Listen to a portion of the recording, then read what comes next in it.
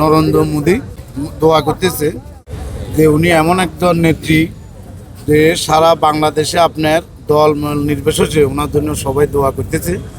এরকম নেত্রী এরকম আগামী 100 বছরে আমার মনে হয় না বাংলাদেশে আসবে বলি। সারা বাংলাদেশ সারা বিশ্বে আমাদের পার্শ্ববর্তী দেশ নরেন্দ্র মোদী ইন্ডিয়ার মহাভারতের প্রধানমন্ত্রী, উনি এই জন্য দোয়া করতেছে। আর সারা বাংলাদেশে আমাদের দল নির্বিশেষে আমরা সবাই 2 হাত তুলি, আমরা ম্যাডামের জন্য দোয়া করি। আর আমাদের যে হয়াতটুকু আছে আল্লাহ, আমরা দোয়া করি আল্লাহ যাতে আল্লাহর কুদরতে আমাদের হয়াতটুকু নিয়ে হইলো ওই ম্যাডামকে আল্লাহ অনেক কুদরতে উচুলা ওনাকে সুস্থ করে আমাদের মাঝে ফিরিয়ে আনবে, এই আশা আমরা করতেছি।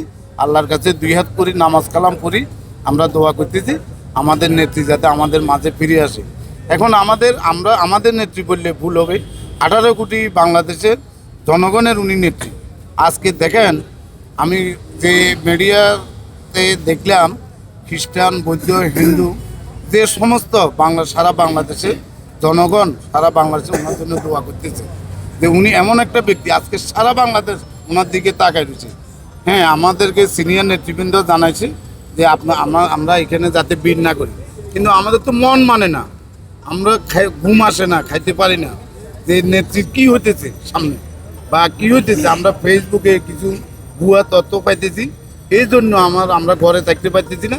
দলের নির্দেশনা অমান্য করি আমরা এখানে উপস্থিত হয়েছি যে অন্তকে নেত্রীর শ্বাস প্রশ্বাসটা যাতে আমাদের গায়ে লাগে।